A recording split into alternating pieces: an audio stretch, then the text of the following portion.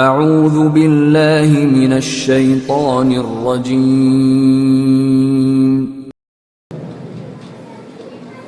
بسم اللہ الرحمن الرحیم الحمدللہ رب العالمین والصلاة والسلام علی رسولہ الکریم وعلی آلہ وصحبہ اجمعین رب اشرح لی صدری ویسر لی امری واحلل عقدۃ من لسانی یفقهوا قولی وقال عز وجل في القرآن المجيد أعوذ بالله من الشيطان الرجيم بسم الله الرحمن الرحيم والعصر إن الإنسان لفي خسر إلا الذين آمنوا وعملوا الصالحات وتواصوا بالحق وتواصوا بالصبر أما بعد تمام تعریفیں اس اللہ عز و جل کے لائق و زیبا ہے جو تمام جہانوں کا بنانے والا اور اسے پالنے والا ہے، اور درود و سلام اس کے آخری نبی محمد صلی اللہ علیہ وسلم پر۔ میں آپ سب کا استقبال اسلامی طرف سے کرتا ہوں۔ السلام علیکم ورحمۃ اللہ وبرکاتہ۔ الحمدللہ، جیسا کہ آپ تمام کے سامنے اعلان کیا گیا تھا کہ آج بعد نماز مغرب میں ایک انتہائی اہم موضوع یا اہم عنوان پر روشنی ڈالنے کی کوشش کروں گا، اور وہ رہے گا فتنوں کے دور میں کرنے والے اعمال، یا فتنوں کے دور میں مسلمانوں کا کردار کیا ہو۔ اس پہ جو ہے چند باتیں آپ کے سامنے رکھنے کی کوشش کروں گا، اور یہ عنوان ظاہر سی بات ہے اپنے آپ میں بڑی اہمیت کا حامل ہے، کافی سینسیٹیو اور حساس ہے، اور ظاہر سی بات ہے جس حال سے یا جس دور سے ہم لوگ گزر رہے ہیں، امت مسلمہ زبردست قسم کے فتنوں میں مبتلا ہے۔ جب ہم کہہ رہے ہیں کہ فتنوں میں کرنے والے اعمال، تو فتنہ کیا ہوتا ہے ہم سمجھ لیں۔ فتنے سے یہاں مراد وہ چیز ہے جس کی وجہ سے ایک مسلمان جو ہے دین و ایمان کے خطرے میں آ جائے۔ مطلب جب ہم فتنے کی بات کریں تو ایسا کوئی عمل، ایسی کوئی چیز، ایسی کوئی آزمائش، ایسا کوئی ٹیسٹ جس کے اندر دین و ایمان کے اعتبار سے ہم خطرے میں آ جائیں۔ مطلب ایک تو ہوتا ہے کہ ایک عام اعتبار سے اللہ آزماتا ہے اور آزمائش کا بدلہ دیتا ہے، لیکن یہ فتنہ ہے، یہ ایک آزمائش بھی ہو سکتی ہے انسان کے لیے، یا پھر اس کے گناہوں کا نتیجہ بھی ہو سکتا ہے کہ کوئی امت ٹیسٹ کی جا رہی ہے، ان کا امتحان لیا جا رہا ہے، اور یہ امتحان جو فتنہ کہہ رہے ہیں وہ دین و ایمان کے اعتبار سے عام چیز نہیں یاد رکھی۔ تو لہٰذا جب بھی ہم فتنہ کہتے ہیں کسی کو تو سوچ سمجھ کے کہنا چاہیے، کیونکہ ہم کہتے ہیں اگر وہ آدمی فتنہ ہے، وہ لوگ فتنہ ہے، مطلب دین و ایمان کے اعتبار سے نقصان دہ ہمارے لیے۔ تو فتنوں کے دور میں، ایسا دور جس کے اندر آج ہم دین و ایمان کے اعتبار سے بہت زیادہ مشکلوں میں آ چکے، یاد رکھیں، اور یہ چیز عام سے عام ہوتی چلی جا رہی ہے، یاد رکھیں۔ مطلب جیسے جیسے حالات آگے بڑھ رہے ہیں، ٹیکنالوجی آ رہی ہے، جدیدیت، مطلب نئی چیزیں آ رہی ہیں، امت مسلمہ میں مختلف فتنے یاد رکھے آتے جا رہے ہیں، اور ان فتنوں میں مبتلا ہونے ہمارے پاس کوئی طریقہ بھی نہیں کہ کیسے ہم ان فتنوں سے نکلیں۔ کبھی کبھار تو نوجوانوں کو یہ لگنے لگتا ہے جن کو رہنمائی نہیں حاصل ہو رہی یا قرآن و سنت کا مطالعہ نہیں کیا، کیا ان فتنوں کا کوئی حل ہے بھی، یا اگر یہ فتنوں کا دور ہے تو وہ کیا عمل ہے جو میں نے آپ نے کرنا چاہیے تاکہ اس فتنے سے اپنے آپ کو بچا سکے، اس فتنے سے آنے والی نسلوں کو بچا سکے۔ یہ جاننا ہمارے لیے بے حد ضروری ہے، اور اس معاملے میں یاد رکھیں خواتین زیادہ محتاط رہیں، وہ زیادہ حساس رہیں، وہ اس لیے کہ ظاہر سی بات ہے خواتین سے بچے پیدا ہوتے ہیں، اور بچے جو ہے ماں ان کا یہ پہلی گود، مطلب اس کو پہلا مدرسہ ہوتی ہے۔ اگر وہیں ان کو یہ تعلیم و تربیت گھٹی میں مل جائے کہ یہ آزمائش اور ایسے فتنے آ سکتے ہیں، اور بچوں تم نے ایسی حالات میں یہ کام کرنا ہے، تو الحمدللہ ایک بہت بڑا کام جو ہے ابتدائی دور میں اسٹارٹنگ میں ہی ہو جائے گا، یاد رکھیے۔ تو آج میں انشاءاللہ آپ کے سامنے مختصر انداز میں 10 ایسے اعمال رکھنے کی کوشش کروں گا جو فتنوں کے دور میں، فتنے کے وقت میں، جب دین و ایمان کو خطرہ ہو، ایک مسلمان نے وہ عمل کرنا چاہیے تاکہ ان فتنوں سے ہم جو ہے بچ جائے، یاد رکھیں، ٹھیک۔ تو آئیے ایک ایک کر کے وہ عمل رکھتا ہوں۔ سب سے پہلا عمل جو لکھیں گے انشاءاللہ عزیز، ہم فتنوں سے بچنے کے لیے، یا امت مسلمہ فتنے میں مبتلا ہو جائے تو کیا کرے۔ سب سے پہلا ہمیں یاد رکھیے، سب سے پہلا کام ہے فتنوں کے وقت میں، یاد رکھیے اللہ تعالیٰ کی پناہ طلب کرنا، اللہ تعالیٰ سے دعا کرنا۔ یہ سب سے بنیادی کام ہے۔ آپ کو کوئی تکلیف پہنچے، کوئی مصیبت آ جائے، کوئی دکھ آ جائے، سب سے پہلے کیا کرتے ہیں؟ اللہ کو یاد کرتے ہیں، اے اللہ اس سے نجات دے، اے اللہ اس میں آسانی عطا فرما، اے اللہ اس میں شفا عطا فرما، اے اللہ ان کے ساتھ آسانی کر، اے اللہ ہمارے ساتھ آسانی کر۔ تو سب سے پہلا کام یاد رکھیے ہمارا ہے کہ فتنوں سے اللہ کی پناہ طلب کرنا۔ یہ بہت بیسک عمل ہے، یہ بنیادی کام ہے، ہر مسلمان کو یہ کرنا چاہیے جب بھی فتنے اس کی طرف آئے۔ لیکن بڑی افسوس کی بات ہے، جب فتنے آتے ہیں تو ہم اللہ سے دعا کرنا چھوڑ کے پتہ نہیں کیا کیا کر رہے ہیں۔ دوسرے کام بھی کرنا ہے، مطلب دنیا میں طور سے فتنہ ہم سے کیسے ہٹے اس کی کوشش کرنا ہے، لیکن سب سے پہلے اللہ سے دعا کرنا ہے کہ اللہ اس فتنے کو ہٹا دے، اللہ اس فتنے سے ہم کو جو ہے بچا لے، ہے نا۔ جیسے مثال کے طور پر کوئی حادثہ آپ نے دیکھا تو سب سے پہلے کیا بولنا چاہیے؟ حادثہ دیکھیں، ایک بڑا کوئی حادثہ دیکھ لے تو اس کا اللہ کیا کہ اللہ بہت بڑی چیز ہو گئی ہے نا، ہوتے ہمارے پاس کیا ہوتا ہے، اگر کوئی ایسی حالت آ جائے تو تو عموماً میں دیکھتا ہوں لوگوں کو اب یہاں کس طرح کی اردو اور سلینگ ہوتا ہے نا، ایک زبان جو بولی جاتی ہے بول چال میں کیسا ہوتا ہے، لیکن دکنی زبان میں جو اردو ہوتی ہے اس کے اندر سب سے پہلے کوئی اگر فتنہ یا کوئی تکلیف یا کوئی آزمان یا کوئی ٹیسٹ ہے تو لوگ کیا بولے مانو ارے باپ رے، پہلے باپ کو یاد کریں. یا پھر ایک بہت کامن ہے بس اماں کے سنا، اماں کے اس سے کیا ہونے والا مجھے سمجھ میں نہیں آ رہا. یہ سب باتیں کر رہے ہیں. سب سے پہلے فتنہ ہے تو انسان اللہ کی پناہ طلب کرے. آئیے حدیث میں اس طرح کے الفاظ ہیں. نبی کرم صلی اللہ علیہ وسلم صحیح مسلم کی روایت ہے، ایک مرتبہ صحابہ بیٹھے تھے اور زید بن ثابت رضی اللہ عنہ فرماتے ہیں کہ اللہ کے رسول صلی اللہ علیہ وسلم نے ہم سے فرمایا کہا تم فتنوں سے اللہ کی پناہ طلب کرو، ان سے جو ظاہر ہے اور ان سے جو باطن ہے. کیا فرمایا؟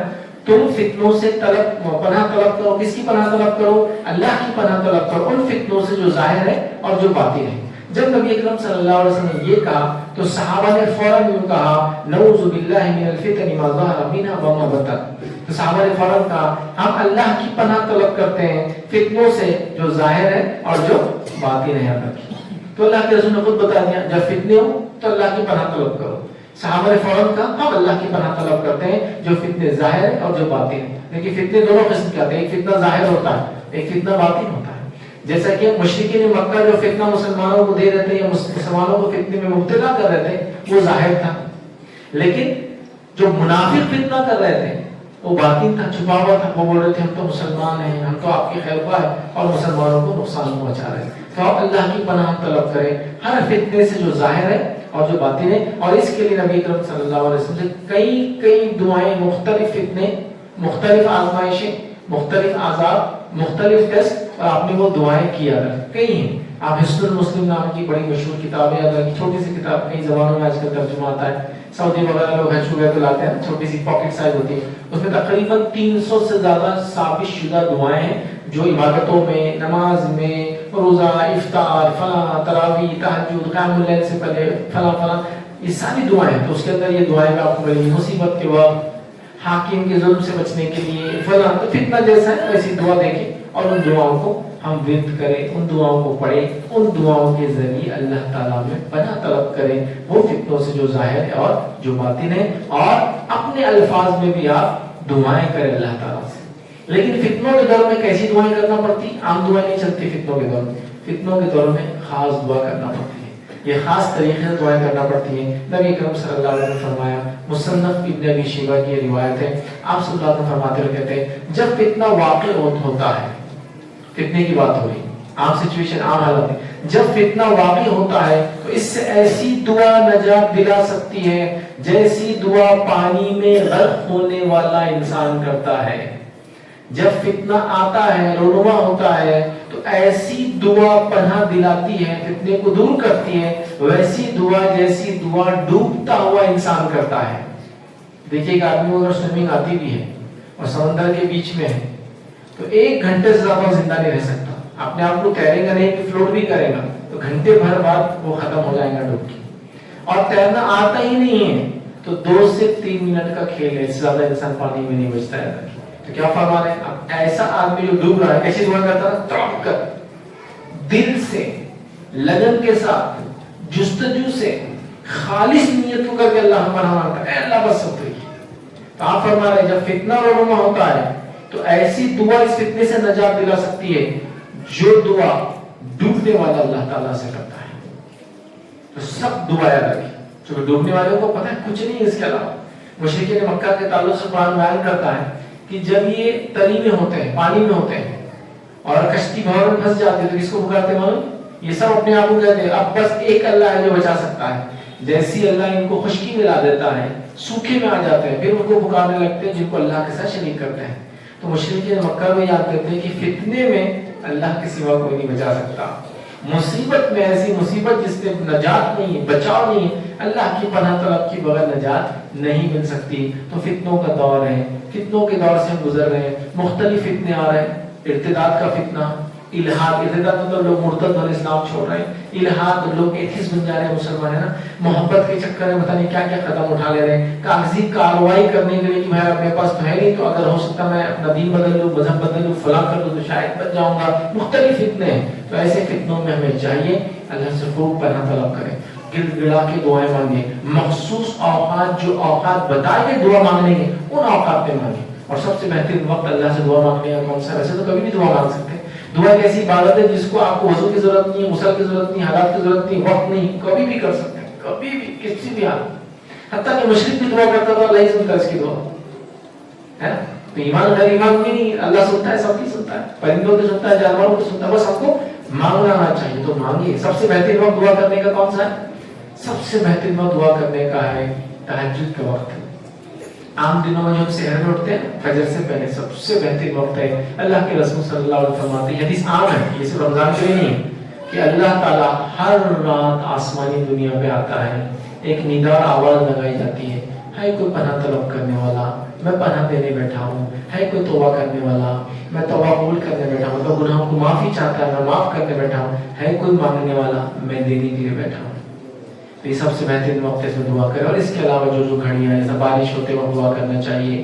جمعہ کے دن عصر سے مغرب کے بیچ گھڑی آتی تب کرنا چاہیے. اور بھی میرا جب کوئی خاص نیکی آپ کرتے کرنا چاہیے. ابراہیم علیہ السلام اور اسماعیل کعبے کی تعمیر کرے اور کیا دعا کر رہے ہیں؟ تعمیر کرتے کرتے، کنسٹرکشن کرتے کرتے، ربنا تقبل منا انک انت السمیع، اللہ تو قبول کر ہم سے عمل.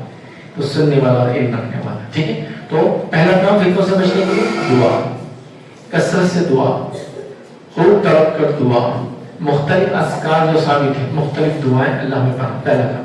دوسرا کام فتنوں کے ماحول میں جو ہمیں کرنا ہے، یاد رکھیے وہ کیا ہے؟ دوسرا کام یاد رکھیے وہ یہ ہے، عقیدے توحید پر ثابت قدم رہنا. اب آپ یہ کہہ سکتے ہیں اس کو تو پہلا پوائنٹ بنانا چاہیے تھا، لیکن میں جن سے خطاب کر رہا ہوں وہ کتاب و سنت کی ماننے والے راضی بات ہے، عقیدہ توحید والے. ثابت قدم رہنا اس لیے میں کہہ رہا ہوں، عقیدہ توحید پر ہونا نہیں کہہ رہا ہوں. ہے ہم تو دعائیں کر رہے ہیں، ثابت قدم رہنا. ثابت قدم رہنے کا معنی کیا ہے؟ کبھی کبھار جب فتنہ لمبا چلتا ہے تو آدمی کے قدم ڈگمگانے لگ جاتے ہیں. جیسے ایک مثال دیتا ہوں، اللہ نہ کرے لیکن آدمی کو بیمار ہو جائے، لمبی بیماری چل گئی، تو لوگ بولتے دیکھو جو تم نے کرنا تھا نہ کر لیے، اب یہ کر کے دیکھو، یہ در پر جا کے دیکھو، وہاں جھک کر دیکھو، یہ کھا کے دیکھو. یہ کھانے سے بڑا دوا نہیں ہے، وہ کچھ تو بھی جو نہ پھونک کے پڑ کے جائے. یہ لگا کے دیکھو، یہ چپکا کے دیکھو، یہ ٹنگا کے دیکھو، یہ جلا کے دیکھو، یہ ٹھوک کے دیکھو، یہ بہا کے دیکھو. سنا نہیں سوال؟ یہ پلیتے اس کو جلاؤ، یہ تعویذ اس کو پہنو، جلا کے دیکھو، لٹکا کے دیکھو، چپکا کے دیکھو، فلاں کرو. چلو تم نہیں کرتے نا، ہم کر لیتے، تم چلے جاؤ. بچے کو دے دو، بھائی ماموں آگے بڑھا ہوا، میں بھانجے کا کرا لیتا ہے، چچا آپ کے بڑھا میں بچے، ہم وہاں نرم پڑ جاتے. کیا ٹھیک ہے دیکھ لو، ہے نا، ڈگمگا گیا، فتنے میں آئے، قدم ڈگمگا گیا. بزنس اچھا چل رہا تھا تو خوب توحید پر تھے، نمازیں چالو تھی، اب بزنس ڈاؤن ہونا چالو ہو گیا، کھیتی صحیح نہیں ہو رہی ہے، تجارت اچھی نہیں چل رہی ہے، پڑھائی میں دل نہیں لگ رہا ہے، اور لگ رہا ہے کہ آگے مصیبت آ جائیں گی مال کی کمی سے. تو تھوڑے دن تو برداشت کرا دیں، پھر سوچ رہا ہے کہیں کسی نے کچھ کر تو نہیں دیا، ذرا دیکھتا ہوں. پھر اس کرنے کا علاج نکالنے کے لیے چلو تھوڑا وہ کر کے دیکھتے، جو لوگ بول رہے ہیں. ڈگمگا گیا، ڈگمگا گیا. تو توحید پر ثابت قدم رہنا. اور یہ بات آپ سمجھ لیں اور ہم جان لیں، میری تقدیر میں جو لکھا ہے اس سے زیادہ کچھ نہیں ہو سکتا اور اس سے کم کچھ نہیں ہوتا. تو جب ہم فتنے میں ڈالے جائیں تو پہلی بات تو سمجھ لیں، یہ فتنہ ہم پر آنا تھا. کیوں میں یہ بات کہہ رہا ہوں؟ بہت سارے لوگ بولتے ہیں ایسا نہیں کرتے تو ایسا نہیں ہوتا. دیکھو جب ہو گیا تو یہ بات نہیں بولنا، پہلے سے تیاری کر کے رکھو کہ ہم تیاری کر کے رکھیں گے کہ ایسا نہ ہو. جیسا کہ میں گاڑی پہ جا رہا ہوں سفر کرنے، تو ساتھ میں کیا رکھ رہا ہوں؟ ایک ایکسٹرا ٹائر اسٹیپنی رکھ رہا ہوں. میں کیوں رکھ رہا ہوں؟ پنکچر ہو گئی تو. لیکن ہو گئی تو تب یہ کوستے نہیں بیٹھنا کہ میں یہ کر لیتا تھا، یہ ہوتا. جو ہو گیا وہ ہونا تھا، وہ تقدیر تھا. ہونے سے پہلے تیاری کرنا اچھی بات ہے. سفر میں نکلے تو دوا گولی ساتھ لے کے نکلنا، گاڑی کو ہوا چیک کرنا، ایک ایکسٹرا ٹائر رکھنا، ٹائر کو وہ پنکچر بنانے کی کٹ ساتھ، سب اچھی بات ہے. آگ نہ لگے بلکہ فائر ایکسٹنگوشر کو لگا کے رکھنا ضرورت پڑی تو. لیکن آپ سمجھو سب کرنے کے بعد نہیں ہو گیا تو لوگ کیا بولتے ہیں؟ اگر ایسا کرتا تو ایسا نہیں ہوتا. ڈگمگا گیا.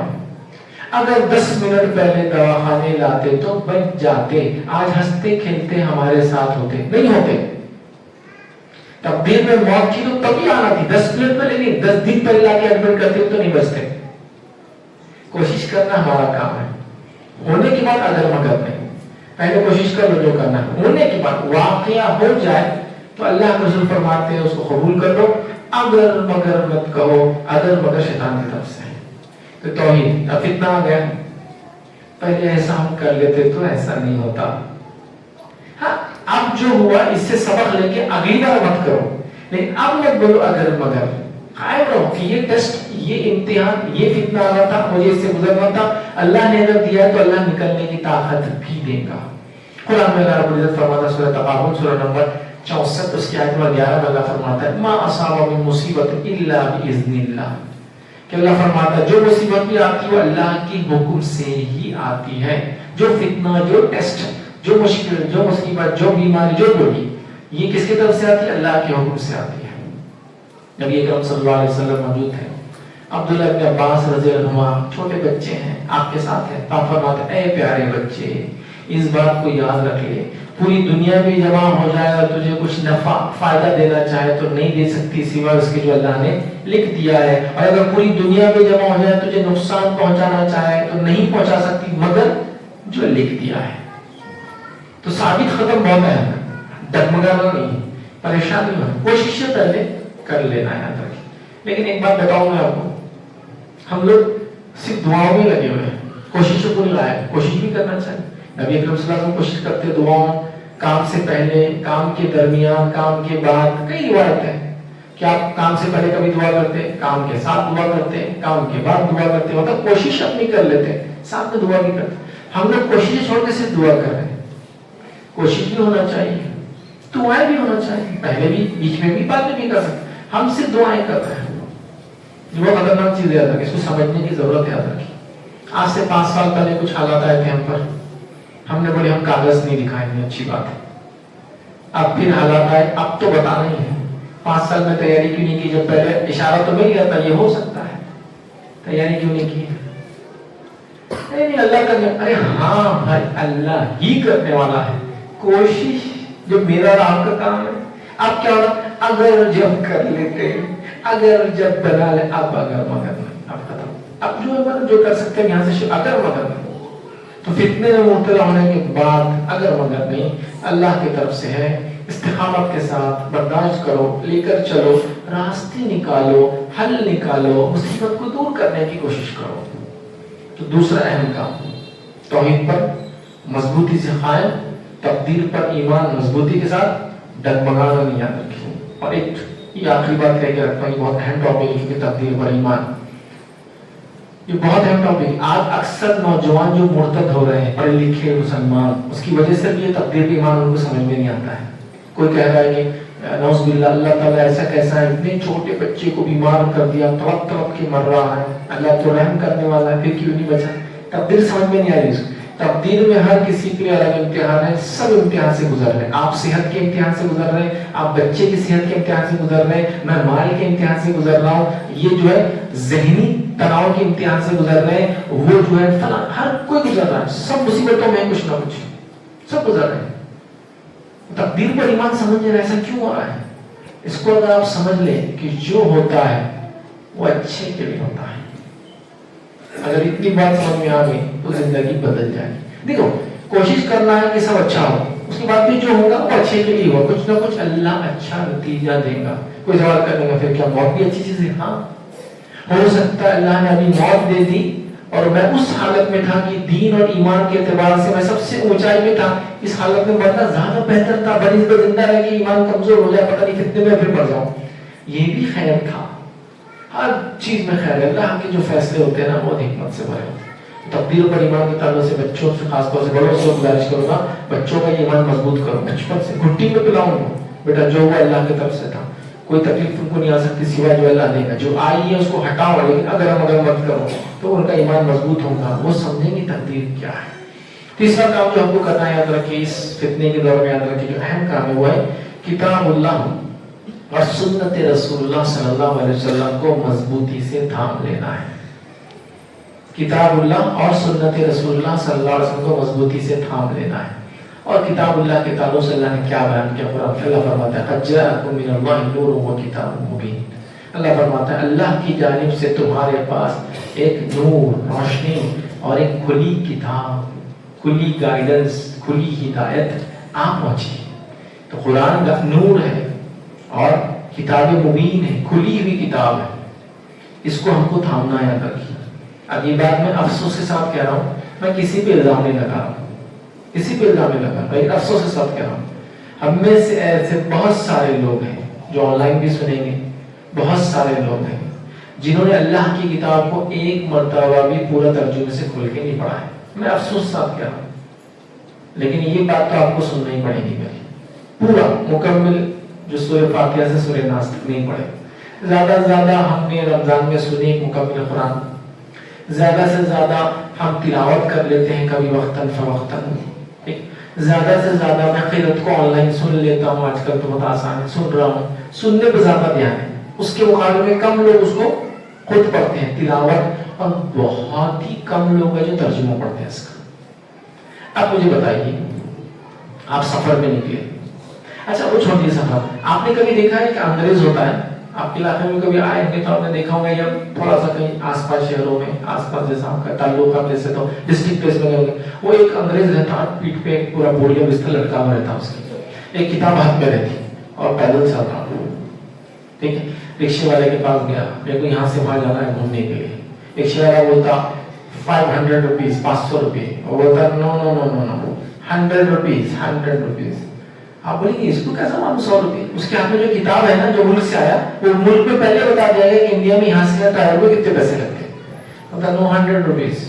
دھوکہ نہیں کھاتا تھا، ایک پیپر دینا بولتے ہو 100 روپیز، زیادہ نہیں. اب رکشے والا بولتا ہے اس کو کیسا معلوم؟ اسی کتاب میں لکھا ہوا ہے، اس کی رہنمائی کر رہی ہو کتاب، اس کو گائیڈ بنا رہی ہے نا، اس کو صحیح راستہ بتا رہی. اب سوچو آپ مسافر ہیں، بیگ آپ نے بھی لٹکایا ہوا ہے، آپ بھی ریلوے اسٹیشن پہ اترے، لیکن آپ کی کتاب اندر ہے بند کر کے رکھی ہوئی. پھر آپ رکشے والے کے پاس جاتے بولتے مجھے یہاں چھوڑ دیجیے، قلعہ گھومنا ہے مجھے دور کا. وہ بولتا 500 روپیز. آپ بولتے کروں کیا یار، 500 ہو رہا ہے، چلو کسی کو فون لگا کے پوچھتے ہیں، ارے بھائی میں یہاں آیا ہوا ہوں، یہ 500 روپے بول رہا، کیا کرنا ہے؟ یار میں تو کبھی گیا ہی نہیں ہوں شہر میں، میرے کو کیا ہوں کتنے دور ہے وہ. پھر پوچھ رہا، پریشان ہو رہا، مشکل میں آ رہا، یہ کر رہا، پھر طے ہو رہا بھاگا ہوگا کہ 400 روپے میں جائیں گے. پھر پہنچ جا رہا ڈیسٹینیشن جہاں جانا تھا. وہاں جانے کے بعد لوگ بول رہے لٹ گئے تم تو، 100 روپے لینا چاہیے تھا، اس نے 300 زیادہ لے لیا. چلو میں اب کیا کرتا، اگلی بار دھوکے میں نہیں آؤں. لیکن کتاب نہیں کھولا، کتاب بند کر کے رکھی اندر، اس میں سب لکھا ہوا ہے.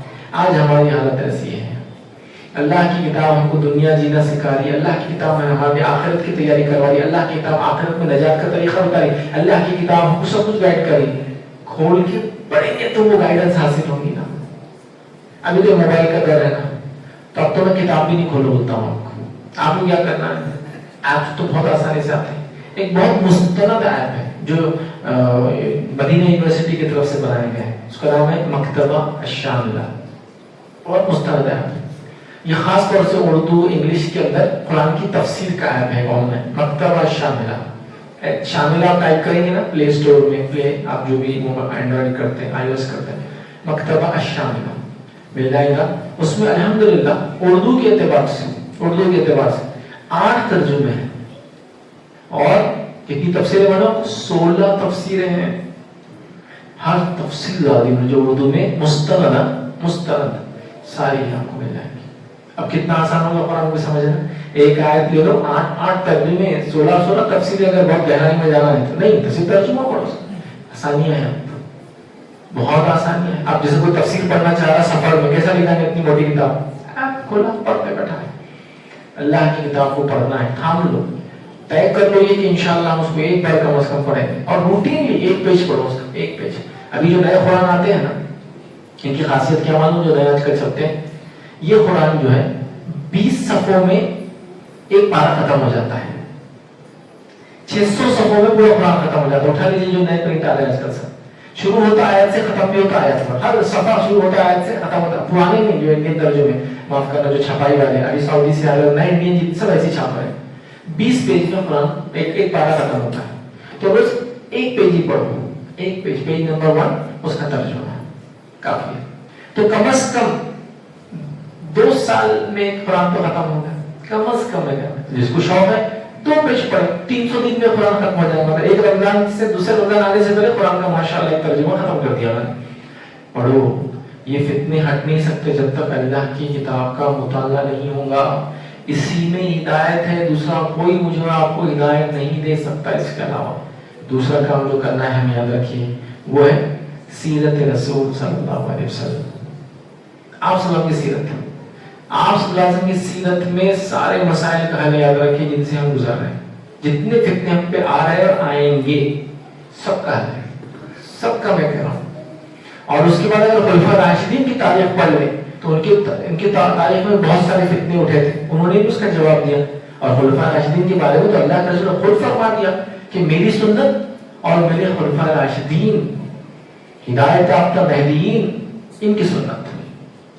تو ان کی سیرت کو پڑھی, ساری کتابیں ماشاءاللہ آ چکی ہے, چھپ چکی ہے, مستند کتابیں. ابوبکر سیرت ابوبکر صدیق, سیرت عمر فاروق ہے نا, دارالسلام نے چھاپا, سعودی کئی اداروں نے چھاپا. بہترین کتابیں اردو زبان میں, انگلش زبان میں اور بھی بہت ساری زبانوں میں چھپی. پڑھنے کی کوشش کریں, کچھ نہیں تو نبی اکرم صلی اللہ علیہ وسلم کی سیرت ایک مرتبہ پڑھے آپ, ایک مرتبہ. بہت میں افسوس کے ساتھ کہہ رہا ہوں, ایسے کئی لوگوں کو میں جانتا ہوں جنہوں نے ایک بار بھی رسول اللہ صلی اللہ علیہ وسلم کی سیرت نہیں پڑھی ہے. وہ شخصیت جس کو پیچھے چلنے کا میں دعویٰ کرتا ہوں, وہ شخصیت جس کے بارے میں کہتا ہوں ان کی پیروی کرے بغیر نجات نہیں ہے, وہ شخصیت جس کے بارے میں کہتا ہوں کہ ان کے علاوہ کسی کی پیروی کرو گے تو گمراہ ہو جاؤں گے, وہ شخصیت کے لیے میں نے سیرت ہی نہیں پڑھا آج تک. ایک شخص تھے میرے ساتھ ایک سفر پہ چل رہے تھے, تو وہ مجھے بولنے لگے اور وہ رو رہے تھے. میں نے کہا کیا ہوگا, کوئی مسئلہ؟ تو کہا میں نے کل اپنے دادی سے ایک سوال کیا. میں نے کہا کیا سوال کیا؟ تو میں نے کہا کہ اللہ کے رسول صلی اللہ علیہ وسلم کب پیدا ہوئے تھے. میں نے کہا پھر؟ تو بولے میرے دادی نے جو جواب دیا اس سے مجھے رونا آ رہا ہے. میں نے کہا کیا کہا انہوں نے؟ تو انہوں نے کہا آئی ماں مولوی سے پوچھ جاتا, میرے سے کیا پوچھ رہا کب پیدا ہوئے تھے. وہ کہنے لگے اب میری دادی بوڑھی ہو چکی ہے, کبھی بھی اس کی زندگی, ایسی بات ہے موت تو کس کو بھی آ سکتی ہے, لیکن بڑھاپے کی بات تو موت طے رہتی ہے, جوانی مر سکتی, بڑھاپے کی بات ہے وہ دنیا سے چلی جائیں. مجھے افسوس ہو رہا ہے کہ اللہ کے رسول کی سیرت اس نے ایک بار بھی نہیں پڑھی. وہ یہ کہہ رہی کہ مولوی سے پوچھ کب پیدا ہوئے تھے. اندازہ لگاؤ. اور نوجوانوں تم سے میں خطاب کر رہا ہوں جو پتہ نہیں کتنے کتنے فلم سٹارز کے تم کو یاد ہے نام, کتنے کتنے سپورٹ سٹارز کے یاد ہے تم کو نام, کتنے کتنے موبائل گیمز اور ان کے کیریکٹرز کے تم کو یاد نام ہے, کتنے کتنے سیریلز اور ڈاکیومنٹریز اور ویب سیریز کے اندر کتنے کتنے سیزنز کے اندر کس نے کیا اداکاریاں کی اور کیا کیا رول کیا تم کو سب یاد ہے. لیکن نبی اکرم صلی اللہ علیہ وسلم, ان کی ازواج, صحابہ کرام, عشرہ مبشرہ, اصحاب بدر, وہ سب مولوی کا کام ہے, ہمارا کام تھوڑی. کتنی افسوس کی بات ہے. دیکھو انسان جس سے محبت کرتا ہے اس کی ہر چیز کو جاننا چاہتا ہے. جیسا مثال کے طور پر میں یہاں آ رہا تھا, کچھ لوگ آپ میں سے نہیں جانتے ہوں گے تو آپ ڈالو گے نا انٹرنیٹ میں, کون ہے بھائی نام ڈال کے دیکھتے ہیں. اب تو اے آئی آ جائے, تصویر کو آپ نے خالی یوں کیا ہوگا, اس نے بتا دیا ہوگا یہ آدمی یہاں کا ہے اور اورنگ شہر کا ہے, اس کی پیدائش ہے, وہ سب بتا دیتا ہوں. انفارمیشن لی نا آپ نے میرے آنے سے پہلے کہ مقرر کون ہے. ہم جس کی اتباع کی بات کر رہے ہیں, کیا ایک بار اس کی سیرت پڑھی؟ چھوٹی سی 50 پیج کی کتاب سے. میں الزام تو کس پہ بھی نکال رہا ہوں, لیکن میں بولنا یہ چاہ رہا ہوں کہ ہم نے نہیں پڑھے. پڑھو, اس میں حل ہے سارے فتنوں کا. ہم کو دنیا کے لیڈر نہیں بچا سکتے فتنوں سے. اللہ کی کتاب اور اس کے رسول کی سنت پہ چلنے کے نتیجے میں انشاءاللہ ہم کو نجات ملے گی. وہ بتاتا ہے کہ اس اندھیرے کے حالات میں ہم نے کیا کرنا چاہیے, کیسے آگے بڑھنا چاہیے, اس مصیبت اس فتنے سے کیسے لڑنا چاہیے, کیسے ہم کامیاب ہوں گے, کیسے ہم اندھیرے سے نکل کے روشنی کی طرف جائیں گے. لیکن ہم محنت نہیں کر رہے. تو کتاب اور سنت انشاءاللہ کوشش کریں گے نا مطالعہ کرنے کی. ایک پیج کا خالی میرا جو میں نے بتایا نا وہ طریقہ کر لو, یا 2 پیج, تو پھر تو 300 دن میں پڑھنا ہوگا. اور ترجمے کے ساتھ پڑھنے ٹائم یہ تو 1 پیج. میں آپ کو بول رہا ہوں 5 سے 7 منٹ میں عربی اردو دونوں ہو جاتا ہے, اس سے زیادہ. اور اگر 2 پیج پڑھیں ترجمے کے ساتھ تو 10 سے 12 منٹ میں ہو جاتا ہے. صرف اتنا ٹائم روز دو. 1 سال میں اپنے آپ میں آپ اتنی تبدیلی پائیں گے, آپ بولیں گے اب میں کچھ چیزیں سمجھ میں آ رہی ہیں, اب میں دنیا کو دیکھنے کا میرا نظریہ بدل چکا ہے, اب میں حق اور باطل کا فرق اب کر پاتا ہوں. اس سے خالی بولنے سے تھوڑی ہوا کہ میں فلاں جماعت سے ہوں, فلاں عالم کو مانتا ہوں, فلاں کے پیچھے چلتا ہوں, میرے کتاب و سنت میرا مسلک ہے. جب میں کہہ رہا ہوں میرے پاس سونا چیک کرنے کی کسوٹی ہے تو چیک کر کے بتانا پڑے گا نا کسوٹی کی ہے تمہارے پاس. ہمارے حال احوال معاملات علم عمل اخلاق سے دیکھنا رہے ہاں یہ متبع رسول بھائی ہر چیز یہ آپ سمجھ سے کرتے ہیں. صرف نماز نہیں، اٹھنا بیٹھنا کھانا پینا چلنا پھرنا شادی بیاہ پیدائش منت مرادیں جمع سب وہ کرتے ہیں جو قرآن و سنت کے مطابق ہے. دل سے یہ تو کچھ بھی نہیں کرتے. ایسے لوگ ہیں پریکٹیکل بتانا پڑے گا. فتنوں سے بچنا ہے ہم کو یہ کرنا پڑے گا کہ ورنہ جھوٹے نبی آ رہے ہیں، ایک سے ایک لوگ آن لائن آ رہے ہیں جو ایک سے ایک فتنے مچا رہے ہیں. لوگ اب جو لوگ AI استعمال کرتے ہیں وہ لوگ جانیں گے دجال کے باس بن چکے ہیں. آپ سوال کرتے جواب دیتا ہے ادھر سے سارا علم جو دجال کے بارے میں قرآن و سنت میں لوگوں نے فیڈ کر دیا جو شیطانی دماغ والے ہیں اور وہ جواب دیتے ہیں قرآن و سنت میں جو اس کا رد ہے اس کا. یہ سب چل رہا ہے. ایسے فتنوں کے دور میں تو ضروری ہو گیا قرآن و سنت کئی لوگوں نے ہم ڈٹ کے بولیں گے یہ غلط بات ہے یہ صحیح بات ہے. تو یہ بڑی اہم چیز ہے. تو فتنوں سے بچنے کے لیے کرنا ہے. عورتوں سے گزارش کروں گا میں خاص طور سے اپنے بچوں کو بچپن سے اس کی عادت ڈالو.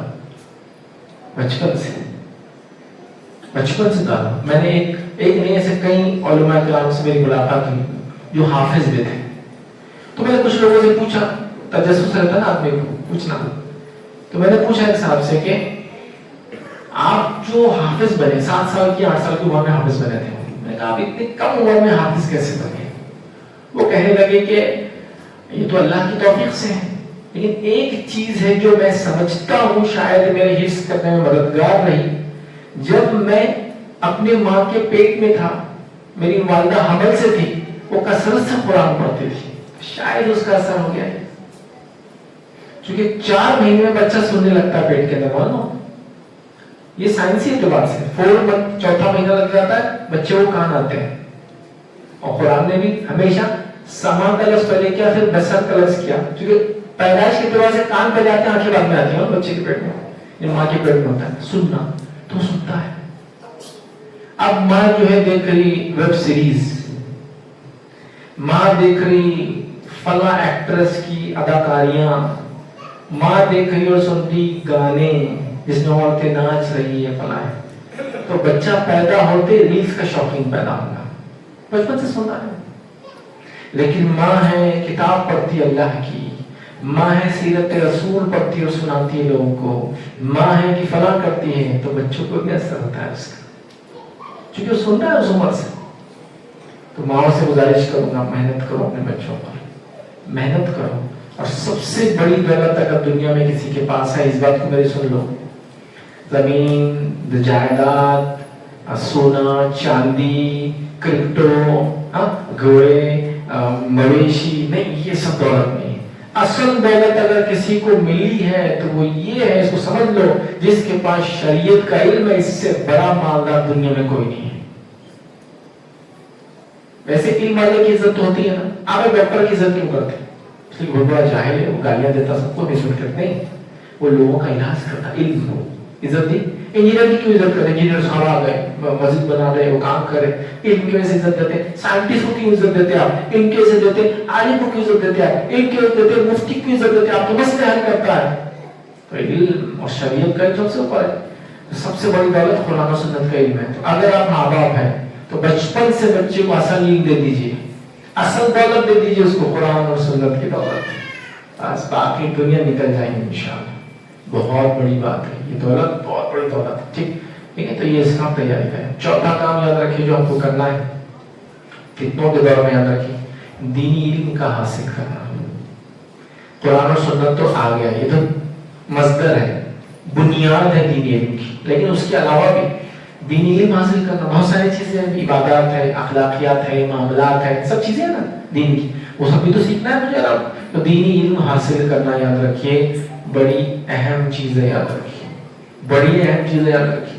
دینی علم حاصل کیجیے جو کہ سب سے بڑی دولت ہے. میرا دینی علم حاصل کرنا یہ دنیا کی سب سے بڑی دولت ہے. اسی کی وجہ سے انسان کو عزت ملتی ہے. اور آج دینی علم سے ہم بہت دور ہیں. یاد رکھیے ہمارے پاس تو دینی علم دینے کا کوئی سسٹم بھی نہیں ہے. زیادہ سے زیادہ ہے تو مکتب رہتے مسجد کے اندر. اس کے علاوہ کوئی سسٹم نہیں جہاں بچہ تفسیر کی کلاسز لیں تجوید جا کے سیکھے دوسرے علوم القرآن علوم الحدیث ہے اور مختلف علوم فن فقہ نہیں کچھ بھی، کیونکہ شوق ہی نہیں، بس مدرسوں میں ہی ہوتا جو بھی ہوتا ہے. اور مدرسے میں ایک رپورٹ کے مطابق ہندوستان میں سے 3% بچے پڑھتے ہیں، باقی سب اسکول کالج میں پڑھتے ہیں بچے. تو کوئی سسٹم بھی نہیں ہے ہمارے پاس. تو دینی علم حاصل کرنا، اس کو بنیاد بناؤ. بچپن سے بچوں کو دینی علم دو. دینی علم سے بڑی کوئی دولت دنیا میں نہیں ہے، اس کو سمجھو. اور نظام بناؤ، سسٹم بناؤ گھر میں دینی علم دینے کا. مسجد میں بھی ہونا چاہیے، اسکول میں بھی ہونا چاہیے، لیکن ماں سے شروع ہونا چاہیے پہلے، پھر باقی آگے جیسے ہو جائے. جب ماں نے ایک بار تربیت کرے تو پھر کیا ہے، ماشاء اللہ آگے کی تربیتیں آسان ہیں. ماں تربیت نہیں کریں گے اور بولیں گے مسجد میں کو سدھارو، تو مسجد میں کہاں سدھار پائیں گے اتنے بہت سے بچے کو. عالم صاحب کتنے بچے آتے ہیں، کتنی مستی مذاق کر رہے ہیں. بچپن میں اگر گھر میں تعلیم مل جائے، بنیادی وہ اصول ضوابط، مسجد میں کیسا جانا، ادب کیسا، اخلاق کیسا، کلاس میں جاؤں تو کیسا جاؤں، سیکھ کے آئیں گے تو فائدہ ہوگا. اب آپ بولے نہیں مولوی صاحب کا کام ہے سنبھالو، ہمارا کام سے پیدا کرنا تھا، ایسا نہیں ہوتا بھائی. تو دینی علم سکھاؤ، اس کے سسٹم بناؤ، اس کے لیے تربیت کا نظم بناؤ. جب دینی علم بچہ حاصل کرے گا تو جو آندھی طوفان فتنے آتے ہیں تو ان کو آسانی سے وہ فیس کر سکتا. آئیں گے تو اس کے بعد شرعی علم ہے اس کے نزدیک، جس سے وہ جواب تلاش کرے گا. ان فتنوں میں جب کوئی آ کے بولے گا فلاں چیز حق ہے، تو بولے گا نہیں، حق وہ ہے جو کتاب اور سنت میں ہے. فلاں چیز کے پیچھے چلو تم کامیاب ہو جاؤ گے، نہیں، کامیابی تو کتاب اور سنت اور منہج سلف صحابہ کا طریقہ ہے. جب کوئی بولے گا فلاں چیز کر لو، جنت تو صرف یہ کرنے سے ہو جائے گا، نہیں، جنت ایسے حاصل ہوں گی جیسا کتاب سنت صحابہ نے حاصل کیا. انہوں نے یہ کیسے شارٹ کٹ یوں کرے تو جنت مل گئی. ہمارے پاس تو جنت دھکے دھکے میں تھے. کچھ نے تو کہہ دیا فلاں جگہ جا کر ایک نعرہ لگا دیا جنت مل جائے گی. اتنا آسان ہو، صحابہ ایک نعرہ لگا دیتے تھے. آزمائے گئے، تکلیف دی گئی، جان مال عزت آبرو سب کچھ قربان کیا، تب جا کے ایمان اور ان کو وہ مقام ملا. تو علم حاصل کرنا یہ چوتھا اہم کام ہے. اس دور میں یاد رکھیے، جیسے بھی ہو سکتا ہے طریقہ ہے. بس ایک چھوٹا سا مشورہ دے سکتا ہوں میری طرف سے. آپ کیا کریں، ایسا طے کریں کہ میں جو ہے ہر مہینے جو میری تنخواہ ملے گی، اس تنخواہ کے اندر سے اپنی تنخواہ کا 5%، جو آپ 10,000 کماتے تو 5% ہوگا 500 روپئے. 5% میں کتابوں پہ خرچ کروں گا ہر مہینے. اخبار آتا ہے گھر میں، خرچ کرتے اس میں. بچوں کا سلیبس خریدتے ہر سال، خرچ کرتے. اچھا، ایک کلاس میں آپ کے 2 جڑواں بچے ہوئے تو دونوں کو ایک ہی سلیبس لیتے آپ؟ نہیں، دونوں کو الگ سلیبس لیتے. اگلے سال کام آتا؟ نہیں. تو دنیا کے علم کے لیے کتابیں لے رہے ہیں، دین کے لیے کیوں نہیں 500 روپئے کتاب ہے ہر مہینے. پھر وہ کتاب لینے کے بعد میں مطالعہ کرنے کی کوشش کروں گا چند صفحات، جو مجھے لگتا ہے مسئلے کے اعتبار سے، حالات کے اعتبار سے پڑھنا چاہیے. یہ اگر آپ روٹین مان لیں گے تو ہر سال 12 کتابیں جمع ہوں گی گھر میں. 500 کی میں 1 لو 2 لو یا 3 لو، لیکن ایک بھی آتی ہے تو 12 کتابیں لو. 10 سال میں کتنی کتاب ہو جائیں گی دیکھیے گھر میں؟ 120 سے زیادہ. لوگ فائدہ اٹھائیں گے، آپ کو فائدہ ہوگا. ٹھیک ہے، تو یہ کریں. 5واں کام یاد رکھیے، فتنوں کے دور میں فتنوں سے بچنے کے لیے جو کریں گے عمل وہ یہ ہے، یاد رکھیے، مسلمانوں کی جماعت سے جڑے رہیں گے اور آپس میں اختلاف فرقہ نہیں ہوں گے.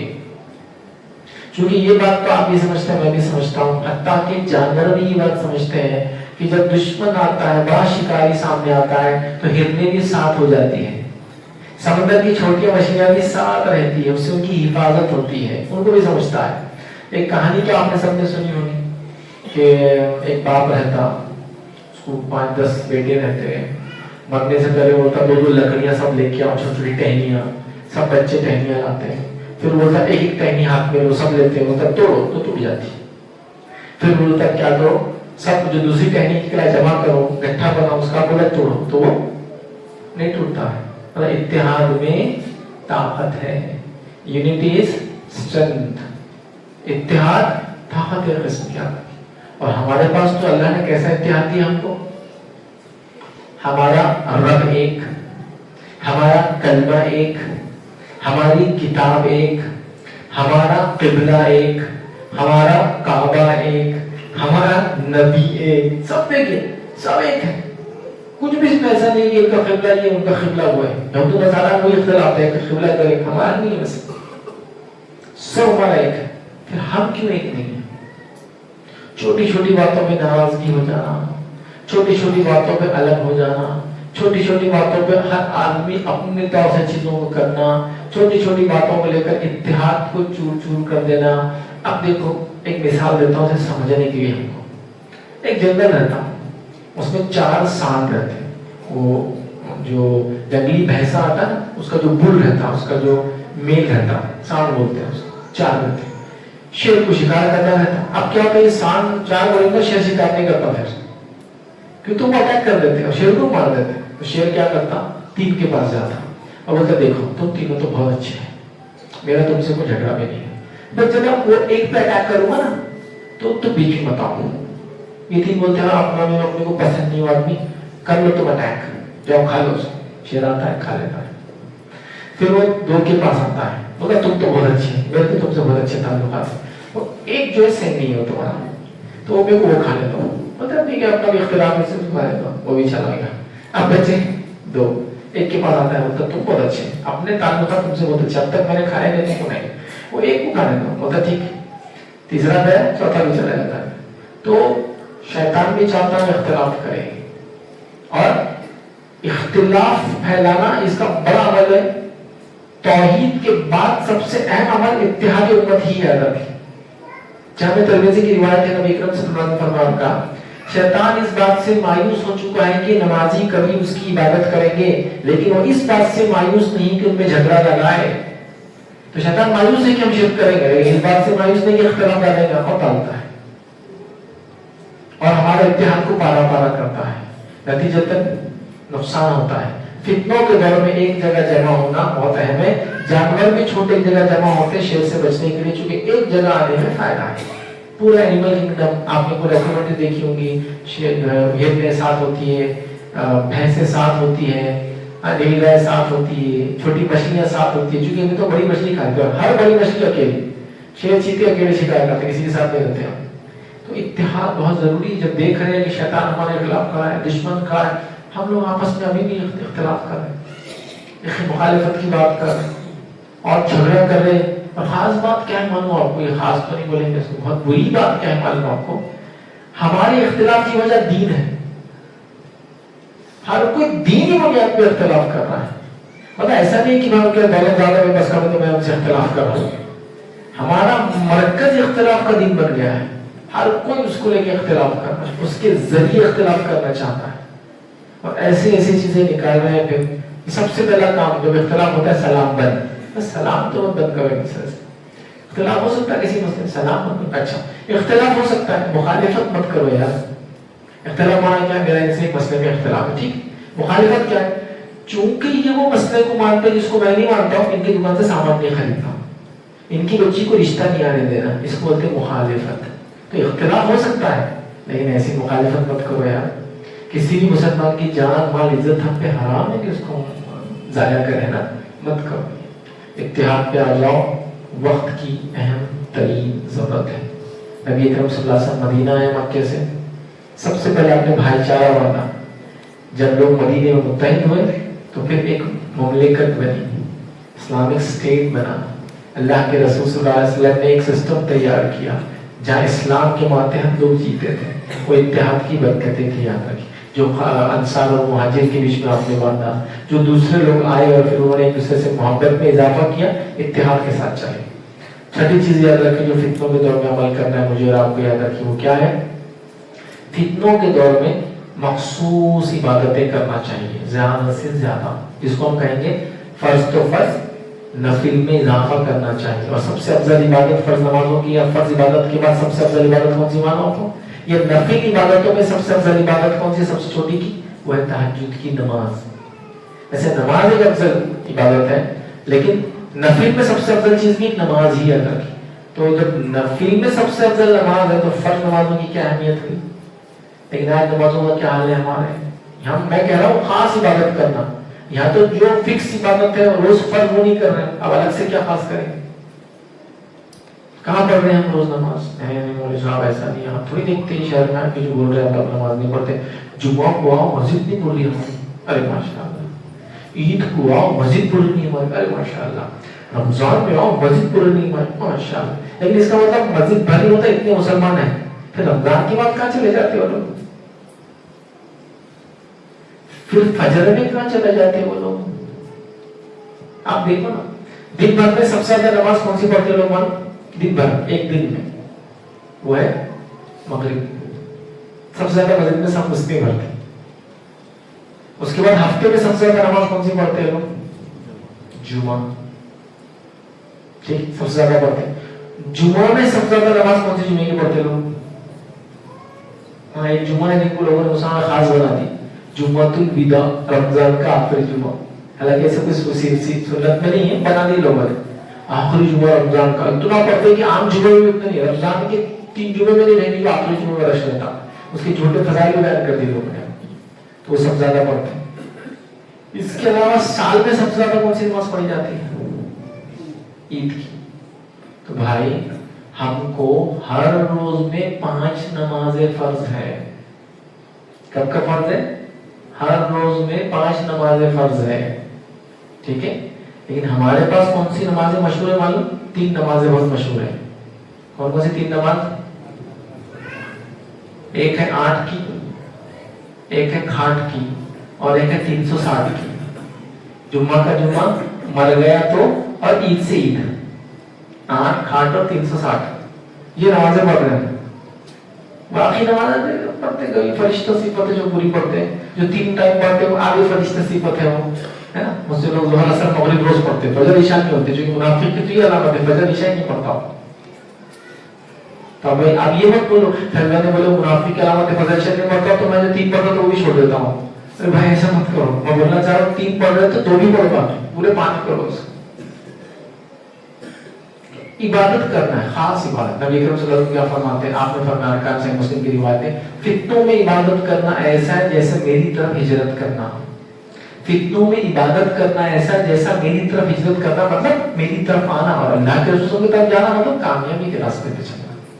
تو انشاءاللہ ہم نفل خاص عبادتیں کریں گے. بہت فتنوں میں امت مبتلا یاد رکھیے. ٹھیک ہے، ہم خاص کریں گے. 7ویں چیز یاد رکھیے، تقویٰ اختیار کرنا. تقویٰ بڑی اہم چیز ہے، تقویٰ اختیار کرنا.